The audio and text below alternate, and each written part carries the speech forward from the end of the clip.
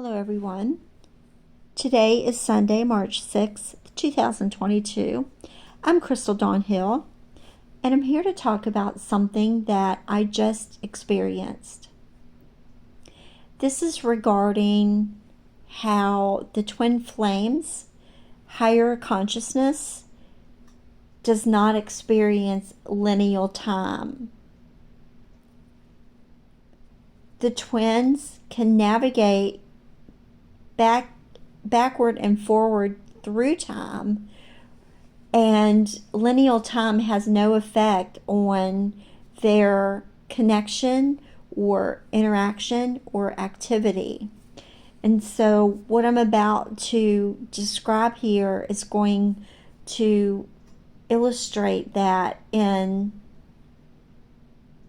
such a way that will help people understand how this dynamic exists in a space of no time. So I want to start by explaining that I had just shared on my Facebook page today that I had exceeded 7,000 views, and I was giving gratitude an acknowledgement to my subscribers and thanking everyone for following my journey. So I don't always look at my analytics or stats, but when I do, it always seems to be when the collective twin flame energy is about to take a significant upgrade. And that's when I notice my views and subscribers and everything seems to spike. So I noticed a little bit of a spike in my subscriber numbers a few days ago. And I've been kind of keeping a watch on it, not because I'm concerned about my numbers, because I have a very small and intimate audience, but I always know that that means something for the twin flame energy when I see a change in my numbers. So I started watching, and so I made the post today.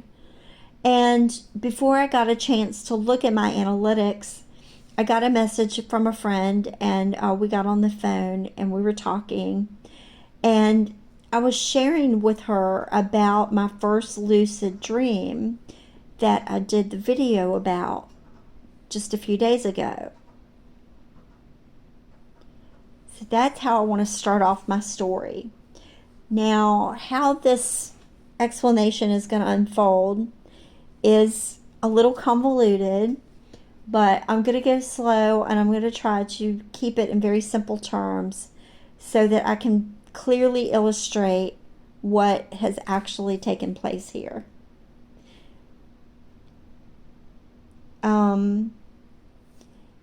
After I looked at my analytics, after my friend and I got off the phone and I was looking at my analytics, my attention was drawn to a video that I did almost 2 months ago, and I noticed that the number of likes was more than just the 0 or 1 that are on most of my videos.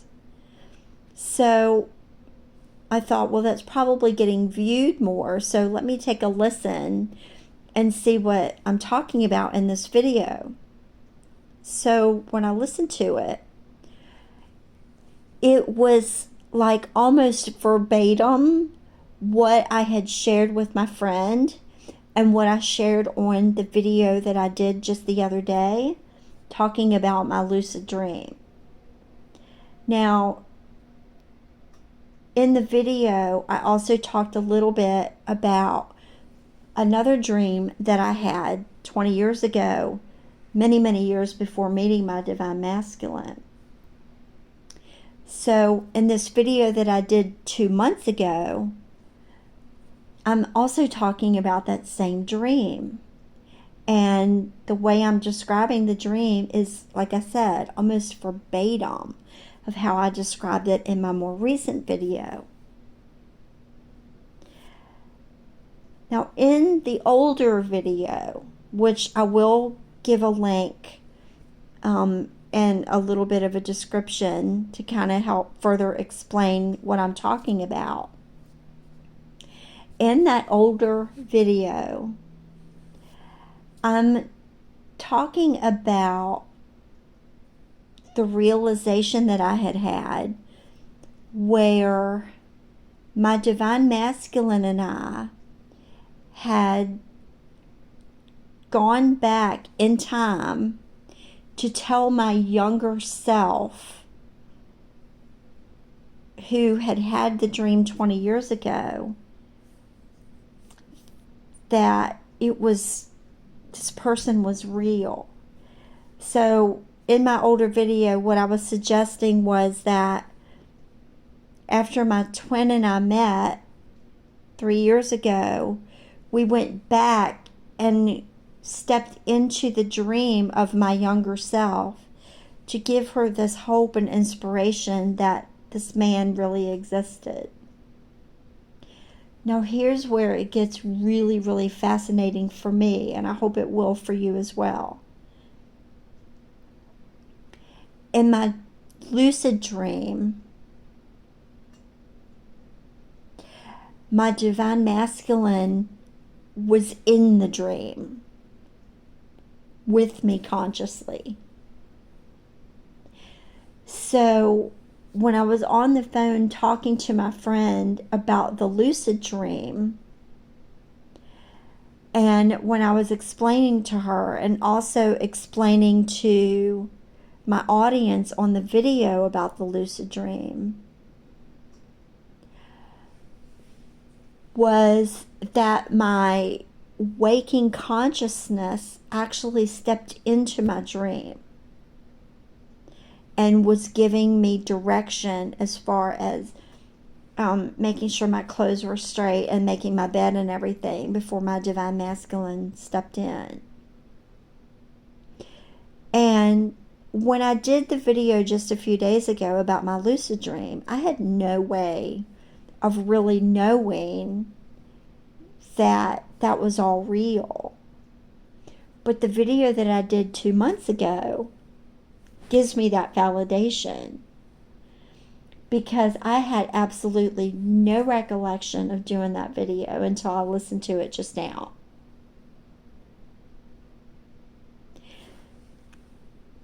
So when I first listened to that and tied it in with my lucid dream, I saw all of that in one moment in time. And another thing I had told my friend tonight was that there's something about that room that all these different events continue to take place in. And I really truly believe it's a portal through which we can step into that space of being in no time. And the geographical location of that house, and also even the house number, is extremely significant. I don't want to say the numbers because of security reasons, and if it came up on a security question at some point, I wouldn't want to reveal that or divulge that. I can just say that they're very prominent numbers in numerology and in regard to twin flames. So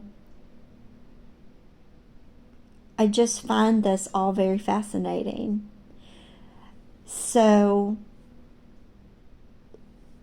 when I listened to this older video, I immediately correlated it with my conversation tonight with my friend, and also everything that I shared in my video about my lucid dream. And even as I'm speaking right now, I'm having a great deal of difficulty wrapping my head around the reality of this, but it's so real. not only did my divine masculine and I step back into time and trigger the dream that I had about him 17 years before he and I met, probably 20 years. We also created the dream that I had, the lucid dream that I had earlier in the week.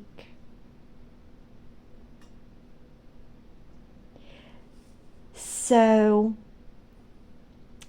I hope this illustrates what I'm trying to convey about the twins existing eternally in a place where time does not exist. We are together always. We're always working together. We're always helping each other. We're always communicating with each other. And we're never, ever, ever apart from each other. And throughout the whole time that I've been on the twin flame journey, I've always heard twins saying this, but they never say why. So many twins give so much advice and so much guidance, and so they offer so much information and insight, but they don't expand on that information and give it substance to where it could be understood by the person or people that they're sharing it with. And when I came on to do this video, this would have been around the point that I would have ended the video. But in light of what I just said about twins not giving substance to the information,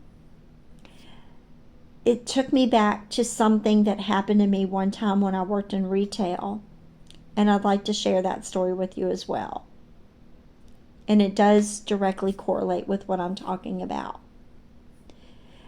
So the company that I worked for had come up with this idea to have monthly meetings of the employees, certain selected employees that were to be representative of the rest of the employees in the company or every particular location. And I was a member of that group for my location. And one day during a meeting, when we were asked to give, to share our thoughts or whatever on what might help,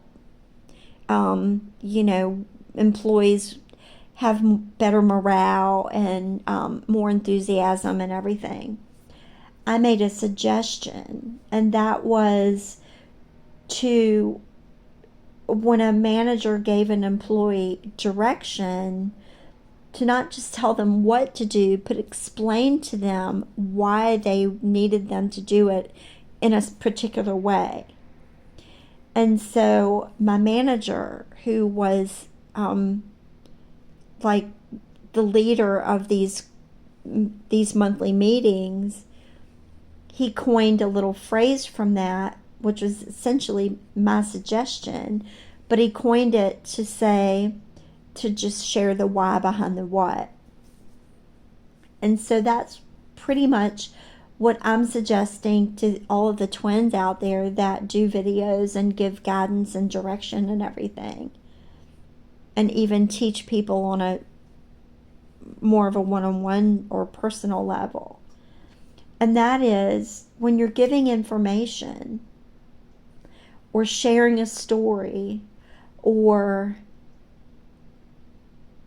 offering suggestions or insight, give the person that you're helping a reason to understand or be able to conceptualize what it is that you're saying.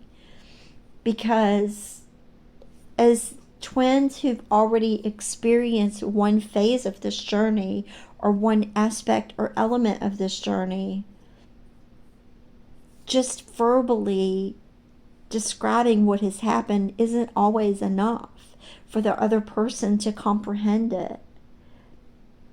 You have to describe it in such a way that they're able to step into your energy field with you and your twin and receive that downloaded information on an experiential level.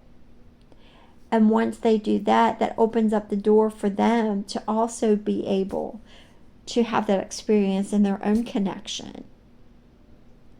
Because we really can't fully experience, we can't really fully conceptualize something until we've experienced it for ourselves.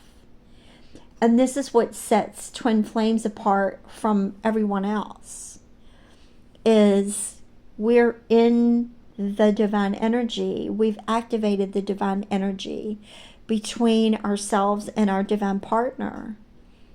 And once that energy is activated between us, then we can impart that energy upon other people and activate them and get them ready or prepare them for their divine union with their twin. So it's kind of like a domino or a ripple effect. And if you shield yourself and don't let other people partake of the energy that you share with your twin, then it's like you're speaking to them through a wall, and that information can't penetrate that wall. And if it does, by the time it reaches the person you're speaking to, the information will be distorted and it still won't be able to be understood. So I hope that I have been able to successfully convey this message about the twins being in a place where time doesn't exist. I hope that I've been able to convey that in a way that gives it substance and form, and in a way that you've been able to process it in your lineal mind and conceptualize it for yourself, so that you also may be able to experience that non-time place in the same way that I'm describing that my divine masculine and I have done. And for those of you who have already had this experience, please, by all means, as always, I invite you to share your experiences in the comments, or find me on Facebook under Crystal Dawn Hill and share with me there. I'd love to connect with you. So thank you all so very much for following along my journey and for joining me here in this message today. I wish you all the best along your journey as well, and have a wonderful day. Take care.